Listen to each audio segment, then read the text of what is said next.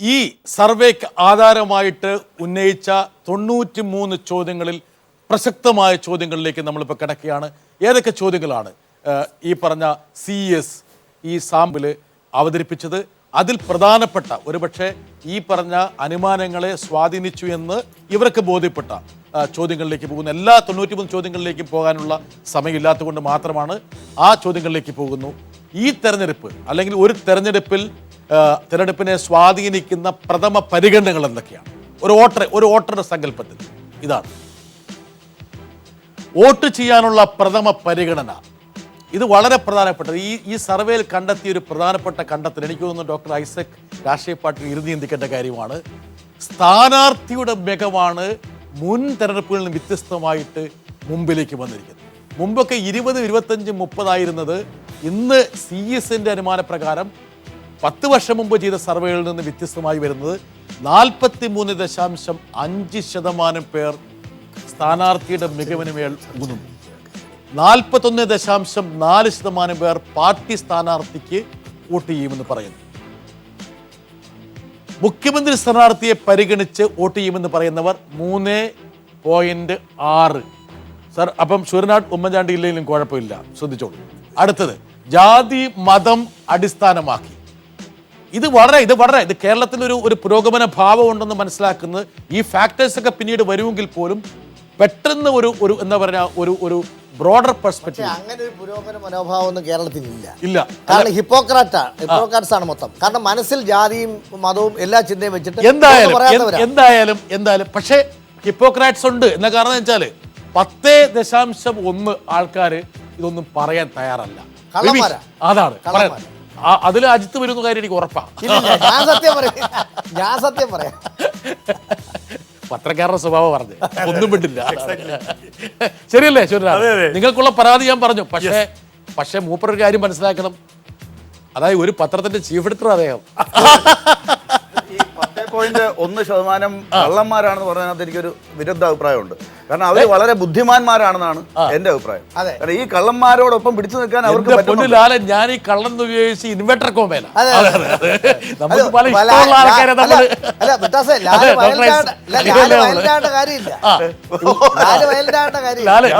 പിന്നെ രണ്ടാമത്തെ കാര്യം ലാലിനെ ഉദ്ദേശിച്ച് പറഞ്ഞതല്ല.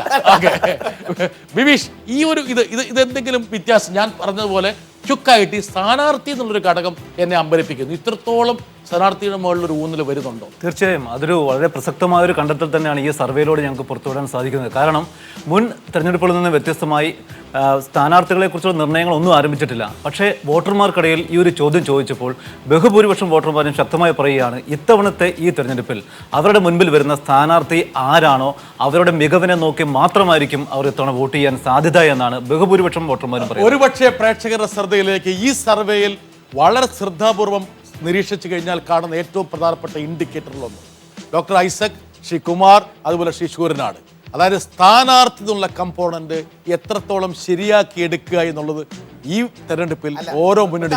പണ്ട് കുറ്റിച്ചൂലിനെ നിർത്തിയാൽ വോട്ട് ചെയ്യുന്ന കാലം കഴിഞ്ഞു. അത് മാർക്സിസ്റ്റ് പാർട്ടി ഉൾപ്പെടെ ആ ചിന്ത വിട്ടേക്കുക. പണ്ട് മാർക്സിസ്റ്റ് പാർട്ടി കുറ്റിച്ചൂലിനെ നിർത്തിയാൽ വോട്ട് ചെയ്ത് ജയിപ്പിക്കുന്ന കയ്യിൽ കുറ്റിയില്ലാത്ത വലിയൊരു ചൂലുണ്ട്. പക്ഷേ ഇതിന് വളരെ നിർണായകമാണ് ആ ചോദ്യവും ആ ഉത്തരവും. കാരണം നേരത്തെ ചാനലുകൾ ലൈവായിരുന്നില്ല. ഇപ്പൊ ഈ നിയമസഭാ പ്രവർത്തനങ്ങൾ അവർ കാണുകയാണ്. നിയമസഭയിൽ ഓരോ MLA-യുടെയും പ്രവർത്തനങ്ങൾ ലൈവായി ഈ രാജ്യത്തെ ജനങ്ങൾ കാണുകയാണ്. അവരെ വോട്ട് ചെയ്യിപ്പിച്ച് അയച്ച ജനങ്ങളുടെ നിയമസഭാ പ്രവർത്തനം മാത്രമല്ല, ജനങ്ങളുമായി എത്രമാത്രം ബന്ധമുണ്ട്. എന്തുകൊണ്ട് K. മുരളീധരൻ തിരുവനന്തപുരത്ത് പോപ്പുലറായി? ആ നിയമസഭാ MLA അവൈലബിൾ ആണ്. വളരെ സുപ്രധാനമായ ചർച്ചകൾ നടക്കേണ്ട സമയത്ത് നമ്മളൊക്കെ വിചാരിച്ചു ചർച്ച ചെയ്ത് ഇപ്പൊ ഒരു ഭരണപക്ഷത്തെ പ്രതികൂട്ടി കയറ്റുന്നൊക്കെ നമ്മൾ വിചാരിച്ച സമയത്ത് പ്രതിപക്ഷത്തെ പലരും ഈ കഴിഞ്ഞ അരുവിക്കര തെരഞ്ഞെടുപ്പിന്റെ സമയത്ത് നമ്മൾ കണ്ടെത്തിയ ഒരു ഫാക്ടർ ഉണ്ടല്ലോ. ഈ കൈരളിയുടെ നമ്മുടെ സർവേ തന്നെ പറഞ്ഞൊരു കാര്യം ഉണ്ടായിരുന്നല്ലോ. ഈ വാർത്തകളും TV-യും കാണുന്ന ആളുകളുടെ ശതമാനവും വളരെ കുറവാണ്. കൃത്യമായ ഒരു സെക്കൻഡ് ഒരു കാര്യം മനസ്സിലാക്കേണ്ടതെന്ന് വെച്ചാൽ ആർക്ക് വോട്ട് ചെയ്യണമെന്ന് പറയുമ്പോൾ കുടുംബത്തിലുള്ള പല ആൾക്കാർക്ക് മറ്റുള്ളവരെ സ്വാധീനിക്കാം. ഡോക്ടർ ഐസക്, ഒരുപക്ഷെ ഈ സർവേയിലെ ഈ കണ്ടെത്തൽ താങ്കളുടെ രാഷ്ട്രീയ പാർട്ടിയിലെ ഈ സ്ഥാനാർത്ഥി നിർണ്ണയ പ്രക്രിയയെ സ്വാധീനിക്കേണ്ടതുണ്ടോ? ഇത് ഒരു പ്രവണതയാണ്. ഒറ്റ ദിവസം വന്നിരിക്കുന്നതല്ല. കേരളത്തിൽ ഒരു 20 വർഷം മുമ്പാണെങ്കിൽ എല്ലാവരും പൊളിറ്റിക്കലി അലൈൻഡാണ്. അല്ലാതെ വരുന്ന ഒരു 10%, 20%. ഇപ്പം അങ്ങനെയല്ല. അല്ല, നോൺ അലൈൻഡ് ആണ് കൂടുതൽ ആളുകൾ. അവരെ പലതും സ്വാധീനിക്കും. ഏറ്റവും പ്രധാനപ്പെട്ടത് സ്ഥാനാർത്ഥിയുടെ മികവാണ് എന്നാണ് ഈ അഭിപ്രായ സർവേ പറയുന്നത്. ശ്രീ സൂര്യനാട്, ഇതിൽ നിന്ന് ഒരു പാഠം താങ്കൾക്ക് ഉൾക്കൊള്ളുന്നുണ്ടോ? ഞാൻ ഈ സർവേ മുഴുവൻ കോൺഗ്രസ് പാർട്ടിയെ രക്ഷപ്പെടുത്താൻ വേണ്ടിയുള്ള സർവേ കൂടിയാണ്. അതായത് താങ്കൾക്ക് ഇനി നാളെ മുതൽ താങ്കളുടെ സ്ഥാനാർത്ഥി നിർണ്ണയം ആരംഭിക്കാൻ പോവുകയാണെന്നാണ് പത്രത്തിൽ വാർത്ത വന്നത്. അത്ര വിശ്വസിക്കാവുന്ന ന്യൂനാട് പറയാം. എനിക്ക് വളരെ വിശ്വാസമുള്ളതുകൊണ്ട് തന്നെയാണ് കണ്ടോ ഈ 3 തെരഞ്ഞെടുപ്പിലും ബ്രിട്ടാസ് വിളിച്ചപ്പോൾ ഞാൻ കൃത്യമായി ഇവിടെ വരുന്നത്. നല്ല വിശ്വാസമുണ്ട്. പക്ഷെ ഒന്ന് ഞാൻ പറയാം, ഈ അനാലിസിസ് ഉണ്ടല്ലോ, ഞാൻ ശ്രദ്ധാപൂർവ്വം നോക്കുകയായിരുന്നു. കേരള രാഷ്ട്രീയത്തിന്റെ ഗതി എങ്ങനെ മാറുന്നു എന്ന് നിങ്ങൾ കൃത്യമായി കണ്ടെത്തിയിരിക്കുന്നു. ലാസ്റ്റ് ചിന്ത അല്ല, ലാസ്റ്റ് ജാതിക്കും മതത്തിനും 43% നിങ്ങൾ കൊടുത്തിരിക്കുന്നു, ഇല്ലേ? ഇല്ല, എത്ര? 1%. ഇല്ലേ? 1.4. പക്ഷെ അത് വീണ്ടും വരും. അത് ജാതി, ഒരു പ്രത്യേക ജാതിയെ കുറിച്ച് ചോദിക്കുമ്പോൾ അവിടെ ആ ചോദ്യം വരുമ്പോൾ വരും. ശ്രദ്ധിക്കേണ്ട ഒരു കാര്യം, പ്രഥമ പരിഗണന വിഷയങ്ങൾ ദയവ് ചെയ്ത് മനസ്സിലാക്കേണ്ട. ഈ 93 ചോദ്യങ്ങളിൽ പല ഉപചോദ്യങ്ങളുണ്ട്. ഞാൻ അതിലേക്ക് വരാം. നമുക്ക് ഇല്ല, നമുക്ക് അതിലേക്ക് വരാം. അതായത് പൊളിറ്റിക്കൽ പാർട്ടി 41.4 രാഷ്ട്രീയ പാർട്ടി. ഓക്കെ, നമ്മൾ ഈ സർവേയിൽ ഈ പറഞ്ഞ പ്രധാനപ്പെട്ട, അതായത് ഇവര് നേരത്തെ പറഞ്ഞതുപോലെ പല കൊളുത്തുകൾ വിട്ടിട്ടാണ് പ്രേക്ഷകരുടെ മനസ്സിൽ നിന്ന് ഈ സാധനത്തെ പിടിച്ചെടുത്തത്. അപ്പോൾ അതിനു വേണ്ടിയിട്ട് ഉപയോഗിച്ച കൊളുത്തുകൾ, ഒരാളുടെ രാഷ്ട്രീയ അഫിലിയേഷൻ, മമത, വിയോജിപ്പ്, എതിർപ്പ്, ഇതൊക്കെ കണ്ടെത്താൻ വേണ്ടിയിട്ട്. ആദ്യത്തെ ചോദ്യം വരട്ടെ. തൊഴിലവസര സൃഷ്ടിയിൽ സർക്കാർ, തൊഴിലവസരം, ഇതിൽ സർക്കാരിന്റെ പെർഫോമൻസിനെ കുറിച്ചാണ്. തൃപ്തർ 40.3. ഇത് അത്ര മോശപ്പെട്ട നമ്പറായിട്ട് ഞാൻ കാണുന്നില്ല ഡോക്ടർ ഐസക്. അതായത് ഓവറോൾ പെർഫോമൻസിനെ കുറിച്ച് താങ്കൾ വ്യാകുലപ്പെടുമെങ്കിൽ പോലും ഈ ഒരു ഫാക്ടറിൽ തൃപ്തർ എന്നൊരു 40.3, അതൃപ്തർ, അസംതൃപ്തർ എന്ന് പറയുന്നത് 49.8, പ്രതികരിക്കാത്തവർ 9.9. ഇതാണ് ഒരു കാർഡ്. വേണമെങ്കിൽ ഞാൻ ക്വിക്കായിട്ട് 1-2 കാർഡിലേക്ക് പോയിട്ട് തിരിച്ചു വരാം. 2, വില നിയന്ത്രണത്തിൽ സർക്കാർ വിജയമോ? പ്രൈസ് റൈസ് ഒരു പ്രധാനപ്പെട്ട ചോദ്യമായി. ഇതിൽ തൃപ്തർ എന്ന് പറയാവുന്ന ശ്രീ സൂര്യനാട് ശ്രദ്ധിക്കുക, വളരെ പ്രധാനപ്പെട്ട ഇൻഡിക്കേറ്ററാണ്. ഇനിയും തിരുത്താൻ സമയമുണ്ട്. പക്ഷേ ഇത് തിരുത്താൻ സമയമുണ്ടോ ഡോക്ടർ? സമയമില്ല. 1 രൂപയും സീറോയ്ക്ക് ഇനി പറ്റുമോ? ഉത്സാഹിച്ചാൽ അസംതൃപ്തരുടെ എണ്ണം കൂട്ടാം.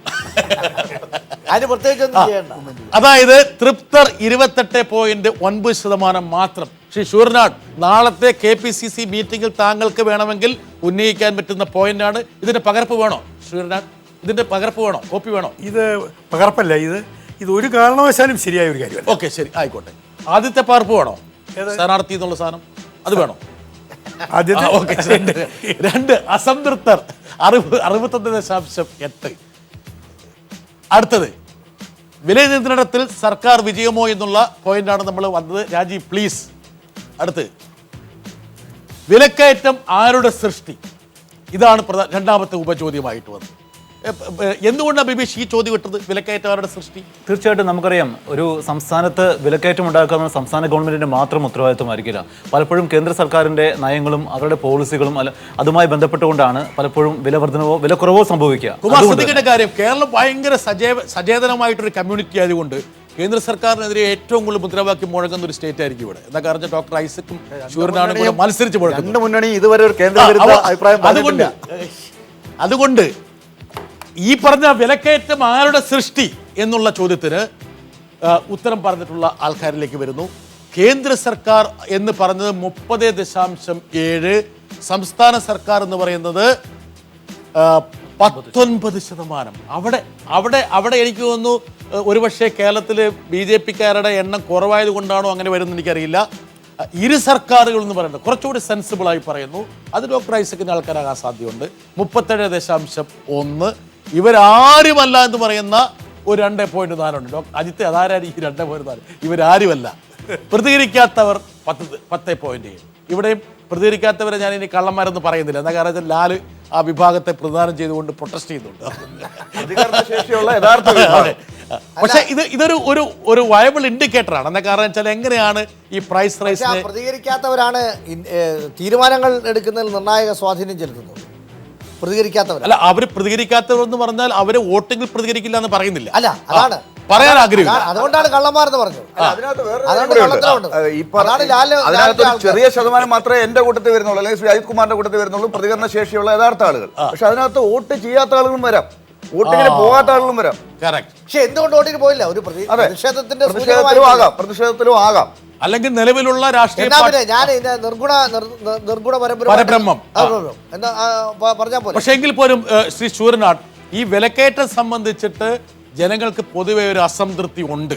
പക്ഷെ അസംതൃപ്തിക്കുള്ള കാരണത്തെക്കുറിച്ചുള്ള ഡിബേറ്റ് പോയിന്റിൽ ഏറ്റവും കൂടുതൽ ശ്രീ കുമാറിന്റെ പാർട്ടിയിലേക്കാണ് അതിന്റെ കുന്നമന തിരിയുന്നത്. വേറെ ഒരു സംശയമില്ല, 90% വരണമെന്നായിരുന്നു എൻ്റെ അഭിപ്രായം. കാരണം ഈ വിലക്കയറ്റത്തിലെ പ്രധാന വില്ലൻ ഓയിലിന്റെ പ്രൈസ് നിശ്ചയിച്ചിൽ വന്ന അപാകതയാണ്. ഒരു ഗവൺമെന്റ് ഇത്രയും ക്രൂരത ഒരു ഗവൺമെന്റ് ചെയ്തില്ല. $100 നിന്ന് $26 ഇതിന്റെ അന്തർദേശീയ വില വന്നപ്പോഴും ഒരു പൈസയുടെ ആനുകൂല്യം എക്സൈസ് ഡ്യൂട്ടി കൂട്ടിയത് കേരളത്തിലേക്ക് വരുന്ന മുഴുവൻ ധാന്യങ്ങളും ഈ ഓയിലിന്റെ ഭാഗത്തുനിന്ന്. എക്കാലത്തും ഇതിങ്ങനെ തന്നെയായിരിക്കും. കേന്ദ്ര സർക്കാരിനാണ് ഇന്ത്യയിലെ മാക്രോ എക്കോണമിയെ നിയന്ത്രിക്കാൻ പറ്റത്തുള്ളൂ. അതിനടിസ്ഥാനത്തിലാണ് പൊതുവിലക്കയറ്റം ഉണ്ടാകുന്നത്. പ്രസക്തമായ ചോദ്യം, ഇത് നിയന്ത്രിക്കുന്നതിന് അതല്ലെങ്കിൽ ഇതിനെ ലഘൂകരിക്കുന്നതിന് സംസ്ഥാന സർക്കാർ എന്ത് ചെയ്തു എന്നുള്ളതാണ്. ഈ ആരാണ് കാരണക്കാരൻ എന്നുള്ളതിൻ്റെ അടിസ്ഥാനത്തിലല്ല ജനങ്ങൾ പ്രതികരിക്കുന്നത്. ഇതിന് ലഘൂകരിക്കുന്നതിന് സമാശ്വാസം നൽകുന്നതിന് സംസ്ഥാന സർക്കാരിന് കഴിഞ്ഞോ എന്നായിരിക്കും ജനങ്ങളുടെ ഒരു ചെറിയ പോരായ്മ BJP ഗവൺമെന്റ് സംഭവിച്ചു. എന്താ കാരണം എന്ന് വെച്ചാൽ മോഡിയുടെ ട്വിറ്റ് ചെയ്ത ആ വാചകങ്ങളൊക്കെ ഇങ്ങനെ മുഴച്ചു കിടക്കാണ്. 40 രൂപയിലേക്ക് പെട്രോളിന്റെ പ്രൈസ് ഞാൻ എത്തിക്കും എന്ന് പറഞ്ഞിട്ടാണ് അദ്ദേഹം അധികാരത്തിലേക്ക് ചൂടുവെച്ചത്. അതിപ്പോ ഏറ്റവും നന്നായിട്ട് ഞങ്ങളെക്കാൾ നന്നായി എന്തുകൊണ്ട് കേന്ദ്ര സർക്കാർ ആ കുറവ് ജനങ്ങളിലേക്ക് എത്തിച്ചില്ല എന്നത് വേറെ വലിയ ഒരു വിലക്കയറ്റത്തിന് കാരണമാകാതിരിക്കാൻ, കമ്മി ബഡ്ജറ്റ് കുറയ്ക്കാൻ വേണ്ടിയുള്ള എന്നെക്കാൾ ഭംഗിയായിട്ട് ഒരു സാമ്പത്തിക ശാസ്ത്രജ്ഞൻ കൂടിയായ അറിയാം. വേറെയും വഴിയുണ്ട്. ഇതിന്റെ ഇളവ് ജനങ്ങൾക്ക് കൊടുത്തിട്ടേ ആ കോർപ്പറേറ്റുകൾ കൊടുക്കുന്ന ഇളവ് സ്വല്പം തൽക്കാലത്തേക്ക് ഈ വിലക്കയറ്റം ഒരു വർഷത്തേക്ക് ഒന്ന് കുറച്ചാൽ പോരെ. അത് അവരല്ലേ രാജശേഖരൻ അതിലെ വലിയ അത്ഭുതം കാണിക്കേണ്ട കാര്യം 2 വർഷമായുള്ള മോഡി സർക്കാർ അധികാരത്തിൽ വന്നിട്ട് പക്ഷെ ഒരു കാര്യം കുമാർ പറഞ്ഞു, ഡോക്ടർ ഐസക്കിന് എല്ലാം അറിയാമെന്ന് പറഞ്ഞു. പക്ഷെ അദ്ദേഹം പറഞ്ഞു തന്നു. അപ്പൊ അത് അംഗീകരിക്കാൻ തയ്യാറുണ്ടോ? അല്ല, അത് അരുൺ ജെയ്റ്റ്ലിയോട് അദ്ദേഹം പറയാൻ തരാം. പക്ഷെ താങ്കളൊന്ന് മധ്യസ്ഥം വഹിക്കണം. അതാണ്, താങ്കൾ മധ്യത്തിൽ നിൽക്കണം. നമുക്കിനി അടുത്ത ക്ഷേമ പദ്ധതികൾ ഒരുപക്ഷെ വിലക്കയറ്റത്തിൽ ഡോക്ടർ ഐസക്ക് ചോദിച്ച ഒരു കാര്യം, കേന്ദ്ര ഗവൺമെന്റ് എന്ത് ചെയ്തു എന്ന് ചോദിച്ചാൽ 60 ലക്ഷം അതിദരിദ്ര കുടുംബങ്ങളിലേക്ക് 1 രൂപയ്ക്ക് അരി എത്തിച്ച ഈ ഗവൺമെന്റാണ് കേരള ഗവൺമെന്റ്. അരിക്കൂടെ വില കൂടിയിരുന്നെങ്കിലോ ഇനിയിപ്പോ അതുപോലെ വാങ്ങിയാൽ 1 രൂപ ഇല്ലാത്ത സ്ഥിതിയായി. നമുക്ക് ക്വിക്കായിട്ട് എനിക്ക് ഒന്നും കൂടി ഒരു ഇൻഡിക്കേറ്ററിലേക്ക് പോകാം. അതായത് സർക്കാരിന്റെ ക്ഷേമ പദ്ധതികൾ ഒരുപക്ഷെ ഈ വിലക്കയറ്റത്തെ ഒരു ഷോക്ക് അബ്സോർവറായിട്ട് പ്രവർത്തിക്കേണ്ടതാണ്. ക്ഷേമ പദ്ധതികൾ നടത്തിപ്പിൽ സർക്കാർ തൃപ്തർ 49.6% പേര് തൃപ്തരാണ്. അസംതൃപ്തർ 39.2%. പ്രതികരിക്കാത്തവരുടെ എണ്ണം വർദ്ധിക്കുന്നു, 11.3. ശൂരനാട്, ഇത് നാളെ പ്രത്യേകം കാര്യം എന്നറിയാമോ? ക്ഷേമ പദ്ധതികളുടെ ക്ഷേമ പെൻഷന്റെ അളവ് വർദ്ധിപ്പിച്ചു, അവരുടെ രൂപ കൂട്ടി. കൂട്ടിയെന്ന് മാത്രമല്ല അത് കൃത്യമായി ശമ്പളം കിട്ടുന്നത് പോലെ തന്നെ അവരുടെ അക്കൗണ്ടിലേക്ക് എത്തിക്കാൻ ഈ ഗവൺമെന്റ് കഴിഞ്ഞു. ഇത് ഒരു പക്ഷേ ജനങ്ങളുടെ ഒരു ഇംപ്രഷനാണ്. അതിനകത്ത് പ്രത്യേകിച്ച് ആഴത്തിലൊരു പഠനത്തിൽ ഈ ക്ഷേമ പെൻഷനുകൾ സംബന്ധിച്ച് വ്യാപകമായ അസംതൃപ്തിയാണ്. അതേ സമയത്ത് മുഖ്യമന്ത്രിയുടെ ഇഷ്ടദാനം ഉണ്ടല്ലോ, അത് ഇത് രാജവാഴ്ചയുടെ ഒരു VS അച്യുതാനന്ദൻ മുഖ്യമന്ത്രി ആയിരുന്ന സമയത്ത് ഒരു കിഡ്നി ഫെയിലിയറായ ഒരു പ്രശ്നം ഉണ്ടെങ്കിൽ 4,500 രൂപ അല്ലെ 5,500 രൂപ. ഇവിടെ ഉമ്മൻചാണ്ടി 5 ലക്ഷം രൂപ കൊടുക്കും, 2 ലക്ഷം 5 ലക്ഷം കൊടുക്കും. അത് ഇത് LDF ഏതാണ്ട് വീട്ടിൽ നിന്ന് എടുത്തോണ്ട് വരുന്ന പോലെയാണ്. അതുകൊണ്ട് LDF മാറ്റണം. അത് ഉമ്മൻചാണ്ടി സർക്കാരിന്റെ നയമാണ് ശരിയെന്ന് ജനങ്ങൾ സ്വീകരിക്കും. എങ്ങനെയാണ് മാറ്റേണ്ടത്? ഇത് എനിക്ക് ഇഷ്ടമുള്ള ആൾക്കാർ കൊടുക്കുന്ന രീതി വിട്ടിട്ട് വസ്തുനിഷ്ഠ മാനദണ്ഡത്തിന്റെ അടിസ്ഥാനത്തിൽ ഈ ഒരു ഇൻഷുറൻസ് പ്രോഗ്രാമായിട്ട് മാറ്റണം. അല്ലല്ല ഒരുപക്ഷെ ഡോക്ടർ ഐസക്ക് ആ ഒരു ഡേറ്റ പുള്ളി അംഗീകരിച്ചു. എന്താ കാരണം വെച്ചാൽ ജനങ്ങൾക്ക് ഇങ്ങനൊരു ധാരണ ഉണ്ടാകാം. ഒരുപക്ഷെ ആ ധാരണയുടെ കാരണം ഞാൻ പറഞ്ഞുതരാം. ഞങ്ങൾ ഇവരുടെ ഒരു ചോദ്യം, വേറൊരു ചോദ്യം വരുന്നുണ്ട്. നോക്കുക, മുഖ്യമന്ത്രിയുടെ ജനസമ്പർക്ക പദ്ധതിയെ മുൻനിർത്തിയുള്ള ചോദ്യം. അല്ല, നോക്കുക, രാഷ്ട്രീയ തട്ടിപ്പാടെന്ന് വിശ്വസിക്കുന്നവരുടെ എണ്ണം 18.7 മാത്രമാണ്. യഥാർത്ഥ ലക്ഷ്യത്തോടെ എന്ന് പറയുന്നവരുടെ എണ്ണം 55.4%. പൊതുപടത്തിന്റെ ദുരുപയോഗം എന്ന് പറയുന്നത് 8.3. ഡോക്ടർ ഐസക്, ഇതാണ് ആരോ പറഞ്ഞ പോലെ വളരെ ലളിതമായ ചില ജസ്റ്റേഴ്സും പോസ്റ്റേഴ്സും വേണമെങ്കിൽ പ്രേക്ഷകരെ അല്ലെങ്കിൽ വോട്ടർമാരെ ബാധിക്കാം. വേണമെങ്കിൽ നോക്കുക, ഒന്നും കൂടി നോക്കുക, ജനസമ്പർക്കത്തെക്കുറിച്ചുള്ള വേറൊരു പ്രതികരണം. ഇവരത് തിരിച്ചും മറിച്ചും ചോദിച്ചു. പാർട്ടിക്ക് വേണ്ടിയുള്ള പരിപാടി എന്ന് പറയുന്നത് 2.1. ഇതിന്റെ ബാക്കിയാണ്, ഞാൻ നേരത്തെ കാണിച്ചതിന്റെ ബാക്കിയാണ്. ജീവനക്കാരുടെ കൊള്ളരുതായ്മ എന്ന് പറയുന്നത് 2.7%. മറ്റുള്ളവർ പ്രതികരിക്കാത്തവർ. അങ്ങനെ ഇതാണ്. ബാക്കിയുള്ളവരുടെ സപ്പോർട്ട് ജനസമ്പർക്ക പരിപാടിക്കുണ്ട്. അതാണ് എൻ്റെ അർത്ഥം. അപ്പം ജനസമ്പർക്ക പരിപാടി പോലുള്ള ജനകീയ കാര്യങ്ങളിൽ ഉമ്മൻചാണ്ടി സർക്കാർ വിജയമായിരുന്നു എന്നുള്ളതാണ് സത്യം. ഡോക്ടർ ഐസക്, അതായത് ഈ പറഞ്ഞ പോലെ, താങ്കൾ പറഞ്ഞ പോലെ പെൻഷനുകൾ കൊടുത്തില്ല, വിലക്കയറ്റം കൂടി, അതൊക്കെ ജനങ്ങൾ തിരിച്ചറിയുന്നുണ്ടെങ്കിൽ പോലും ചില ഗ്ലിംസസ് അല്ലെങ്കിൽ ചില ആരാ പറഞ്ഞ പോലെ സുവർണ രേഖകൾ ഒരുപക്ഷെ ഉമ്മൻചാണ്ടിക്ക് താങ്കൾ പറയുന്ന ഈ പറഞ്ഞ ബ്രാക്കറ്റിൽ ഉപയോഗിക്കുന്ന പദപ്രയോഗം ഉണ്ടെങ്കിൽ പോലും സംഭവിക്കുന്നു. നിങ്ങൾക്ക് ഒരു 1000 കോടി രൂപ 1 ലക്ഷം 2 ലക്ഷം വെച്ച് കൊടുക്കുകയാണെങ്കിൽ നിശ്ചയമായിട്ടും എൻ്റെ പ്രതികരണം വരും. പക്ഷെ നിങ്ങൾ ദീർഘനാളിലുള്ള ഒരു സുസ്ഥിര വികസനത്തിൻ്റെ കാഴ്ചപ്പാടിൽ നോക്കുമ്പോൾ 2 വിമർശനങ്ങളാണ്. ഒന്ന്, പേറ്റണേജാണ്. നിങ്ങളടുത്ത് വരുന്നു, നിങ്ങൾക്ക് ഇഷ്ടമുണ്ട്, നിങ്ങൾ കൊടുക്കുന്നു. 2, ഇത് സസ്റ്റൈനബിൾ അല്ല. ഈ രീതിയിലല്ല കൊടുക്കേണ്ടത്. ഒരു സ്ഥായി ഭാവമില്ല. ഞാൻ ഇപ്പം പറയുന്നതല്ല, എപ്പോഴും പറയുന്നതാണ്.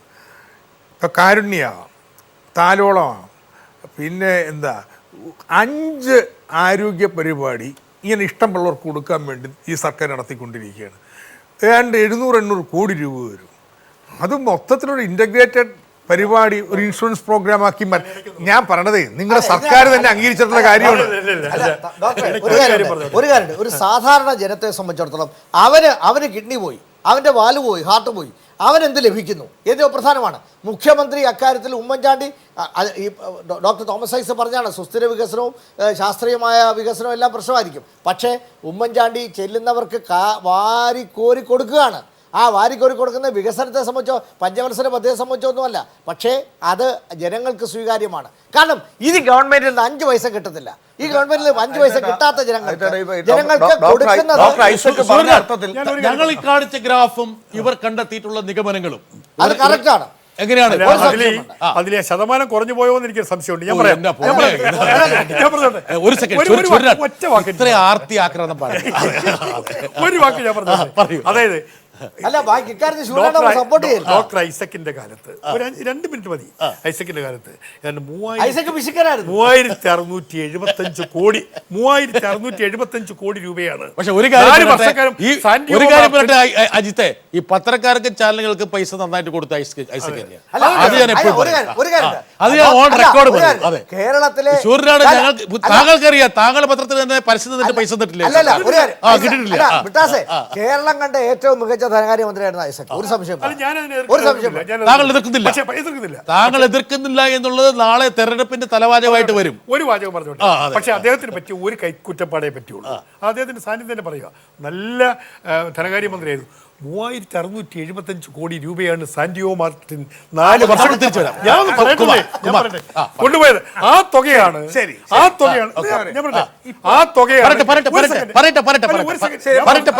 ഞാൻ പറഞ്ഞു തീർന്നോട്ടെ. ആ തുകയാണ് ഉമ്മൻചാണ്ടിയും KM മാണിയും അടങ്ങുന്ന ഈ ഗവൺമെന്റ് കാരുണ്യ പദ്ധതി എന്നുള്ള തുകയുണ്ടാക്കി, ലോട്ടറി ഉണ്ടാക്കി. ആ തുക ഇനി ഞാൻ പറയട്ടെ, ഉമ്മൻചാണ്ടി നേരത്തെയും AK ആന്റണിയും മുഖ്യമന്ത്രിമാരായിരുന്നു. അന്നും ഇതുണ്ട്. ഇവർ 2 പേരും കേന്ദ്ര സർക്കാർ പറഞ്ഞു നിരോധിക്കണമെന്ന്, ചെയ്തില്ല. കാരണം സംസ്ഥാന സർക്കാരിന് അധികാരമില്ല. കഴിഞ്ഞ സർക്കാർ ഞാൻ ധനമന്ത്രിയായിരുന്നു, എത്ര വട്ടം പോയി പറഞ്ഞു, കേസുമായിട്ട് നടന്നു, നിരോധിച്ചില്ല. ഇപ്പോഴെന്താ, എന്ത് കാരണം കൊണ്ടായാലും പല കാരണങ്ങളുണ്ട്, കേന്ദ്ര സർക്കാർ നിരോധിച്ചു. നിങ്ങൾ തന്നെ പറഞ്ഞേച്ചാൽ മതി ആരാണ് 3600, 5000, 10000 കോടി കേരളത്തിൽ നിന്ന് കൊള്ളയടിക്കാനുള്ള അനുവാദം ഈ സുബയ്ക്കും മറ്റും കൊടുത്ത് നിങ്ങൾ പറഞ്ഞേച്ചാൽ. ഓക്കെ, ഈ സുബ ആരാണ്, മനു അഭിഷേക് സിംഗ് ആരാണ് ചർച്ചയിലേക്ക് വരുന്നതിന് മുമ്പ് അതാ, കാരണം അതൊക്കെ വലിയ കോംപ്ലിക്കേറ്റഡ് ആവും. അഭിപ്രായ വോട്ടെടുപ്പിന്റെ 2ാം ഘട്ടത്തിലേക്ക് നമ്മൾ പ്രവേശിക്കുകയാണ്. നമ്മൾ ആദ്യം കണ്ടെത്തിയ ചോദ്യങ്ങൾക്ക് ഉപോത്ബലകമായിട്ടുള്ള മറ്റ് ചോദ്യങ്ങൾ, ഒരുപക്ഷെ 93 ചോദ്യങ്ങളിൽ പ്രസക്തമെന്ന് നമ്മൾ കാണുന്ന ചോദ്യങ്ങളുടെ 2ാം ഘട്ടത്തിലേക്ക് പ്രവേശിക്കുകയാണ്.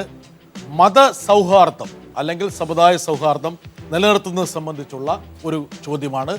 സമുദായ സൗഹാർദ്ദത്തിൽ സർക്കാർ നടപടികൾ തൃപ്തർ 47.3%. ശൂരനാട് 40. എനിക്ക് 100% ഉണ്ട്. ശൂരനാട് ഈ സർവേ കൊണ്ടുപോയി നാളെ KPCC ഓഫീസിൽ അത് പ്രദർശിപ്പിക്കും. മുഴുവൻ കാണട്ടെ, എന്നിട്ട് മൊത്തം കാണട്ടെ. അല്ല, ഈ 4 കാർഡ് വെച്ചോണ്ട് എടുത്തോണ്ട് അസംതൃപ്തർ. 4 കാർഡ് വെച്ച് ചൂരനാട് പോയി കഴിഞ്ഞാൽ കുഴപ്പത്തിന്റെ ആവശ്യം. പക്ഷെ ശൂരനാട് നമുക്കുള്ള കാര്യമല്ലേ പറയാൻ പറ്റും. ശൂരനാട് ഉള്ള കാർഡ് ചൂരനാട്. അസംതൃപ്തർ 38.7%. പ്രതികരിക്കാത്തവരുടെ എണ്ണം ഇവിടെ അല്പം കൂടിയിരിക്കുന്നു. മറ്റേ ലാലിന്റെയും അജിത്തിന്റെയും ഒക്കെ വിഭാഗം അല്പം വർദ്ധിച്ചു വരികയാണ്. പ്രതികരണ ശേഷിയുള്ളവർ 14% ആൾക്കാർ. ഇതാണ് സമുദായ സൗഹാർദ്ദത്തിന്റെ. ഡോക്ടർ ഐസക്, ഇതിനകത്ത് നിങ്ങൾ അപാകത കാണുന്നുണ്ടോ? ഒരുപക്ഷെ കേരളം അങ്ങനെയാണ്, പ്രത്യേകിച്ച് വലിയൊരു കമ്മ്യൂണൽ ക്ലാഷസ് ഒന്നും ഉണ്ടായില്ല, അതുകൊണ്ടാണോ? എന്നാൽ 40% ആളുകൾ അസംതൃപ്തരാണല്ലോ. അസംതൃപ്തരാണ്. ആണ്. ആണ്. ആ അസംതൃപ്തിയാണ് യഥാർത്ഥത്തിൽ BJPയുടെ ഒരു ഉന്നവും സാധ്യതയും. കുമാരന്റെ ലക്ഷ്യം അതാണ്. അതും കൂടിയാണ്. അസംതൃപ്തരാണല്ലോ 2 മുന്നണികളിലും. അസംതൃപ്തിയുള്ളവരാണ് ഞങ്ങളെ ആശ്രയിക്കുന്നത്, ഞങ്ങളെ വിശ്വസിക്കുന്നത്. ഈ രേഖയ്ക്ക് അടിസ്ഥാനമായ ഒരു കാര്യം ഇവിടെ ഇല്ല. കാർഡ് കാണിച്ചപ്പോ അതെങ്ങനെ അവതരിപ്പിക്കുന്നതനുസരിച്ച് ഞാൻ അവതരിപ്പിച്ചപ്പോൾ ശൂരനാണ് വിചാരിച്ചത് വളരെ ഗുണകരമാണ്.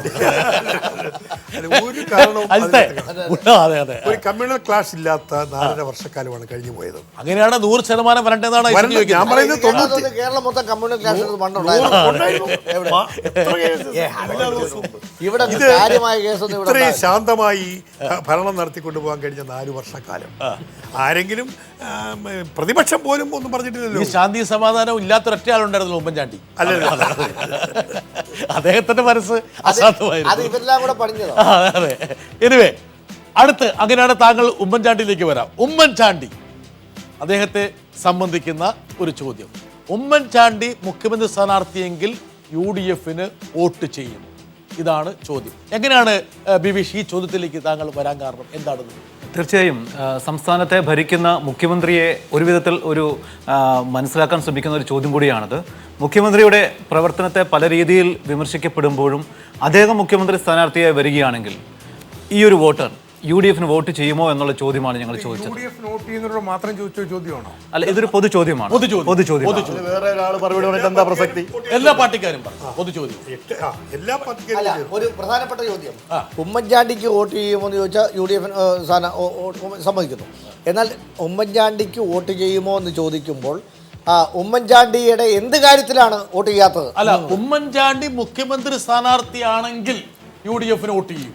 അതെന്തുകൊണ്ട്? അല്ലെങ്കിൽ ചെയ്യുന്നതാണോ? അല്ല, എന്തുകൊണ്ട്? പക്ഷെ ഒരു സെക്കൻഡ്, ഇപ്പൊ ഇന്നത്തെ ഹൈക്കമാൻഡുമായിട്ടുള്ള ഇന്നലത്തെ ചർച്ചയിൽ കൂടിയിട്ട് ഉമ്മൻചാണ്ടി മുഖ്യമന്ത്രി സ്ഥാനാർത്ഥി അല്ല. കേരളത്തിൽ കോൺഗ്രസിന് ഒരു മുഖ്യമന്ത്രി സ്ഥാനാർത്ഥി വേണ്ടതില്ലെന്ന് തീരുമാനിച്ചില്ല. ശൂരനാട് ശരിയാണോ തെറ്റാണോ? ഒരു കോൺഗ്രസ് പാർട്ടി അല്ല, ചോദ്യത്തിന് പറ. കോൺഗ്രസ് പാർട്ടി വോട്ട് ചെയ്യാം. ഒരാളെ മുഖ്യമന്ത്രി സ്ഥാനാർത്ഥിയായിട്ട് കാണിച്ചുകൊണ്ട് കോൺഗ്രസ് ഇന്നേതുവരെ തെരഞ്ഞെടുപ്പ്. മിനിസ്റ്റർ ശൂരനാട് രാജശേഖരൻ, താങ്കളുടെ ശ്രദ്ധയിലേക്ക് ഞാൻ പറയട്ടെ. ഇത് രമേശ് ചെന്നിത്തലയും VM സുധീരനും പറയുന്നത് കേട്ടു. ഒരു ഇൻകംബന്റ് ചീഫ് മിനിസ്റ്റർ എവിടെയൊക്കെ മത്സരിച്ചിട്ടുണ്ടോ അവിടെയൊക്കെ അദ്ദേഹമാണ് മുഖ്യമന്ത്രി സ്ഥാനാർത്ഥി എന്നാണ് ഹൈക്കമാൻഡ് എല്ലാ കാലത്തും പ്രഖ്യാപിച്ചത്. എല്ലാ കാലത്തും. ഏത് സ്റ്റേറ്റിലാണ് താങ്കൾ പറ, ഏത് സ്റ്റേറ്റിലാണ് ഒരു ഇൻകംബന്റ് ചീഫ് മിനിസ്റ്റർ ഞങ്ങളുടെ നേതാവല്ല എന്ന് ഹൈക്കമാൻഡ് പ്രഖ്യാപിച്ചു? കേരളത്തിൽ ആദ്യമായിട്ടാണ്. ഒരു കളക്റ്റീവ് ലീഡർഷിപ്പിൽ കോൺഗ്രസ് നേതൃത്വത്തിൽ എനിക്ക് അറിയാത്ത കാര്യം എന്തുകൊണ്ട് MLA-മാർ തീരുമാനിക്കും.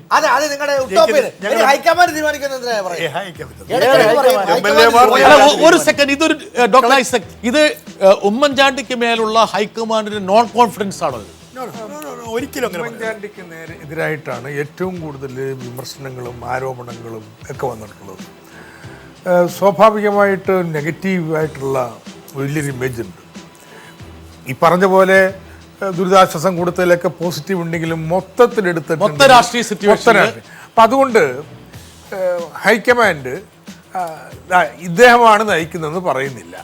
ഈ ഒരു 3 പേര് കൂടി collective collective leader collective Antony വരുമെന്നാണ് നമ്മൾ പ്രതീക്ഷിക്കുന്നത്. അല്ല, അത് പറ്റില്ല. എന്നാ കാരണം പിതാവിനും പുത്രനും പരിശുദ്ധാത്മാവുള്ളൂ 3 പേരെ പറ്റും.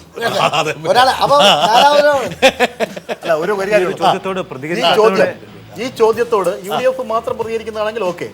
ഈ ചോദ്യം മുഖ്യമന്ത്രി അല്ല, സുധീരനല്ല, ആരായാലും ഇപ്പൊ LDF പ്രവർത്തകനോടോ BJP കാരനോടോ ചോദിച്ചാൽ ആർക്ക് വോട്ട് ചെയ്യില്ലെന്നല്ലേ പറയുള്ളൂ. ശ്രീ കുമാറിനോട് ഞാനും യോജിക്കുന്ന ഒരു കാര്യമാണ്. ശാസ്ത്രീയമായി ഈ ചോദ്യം വരേണ്ടത് ഇത് കോൺഗ്രസ്സുകാരായ ആളുകൾ ഉമ്മൻചാണ്ടി എങ്ങനെ കാണുന്നു എന്നുള്ള അർത്ഥത്തിൽ ചോദിക്കുമ്പോഴാണ് ഇങ്ങനെ ഒരു പ്രതികരണം ഉണ്ടെങ്കിൽ അത് ചർച്ചയ്ക്ക്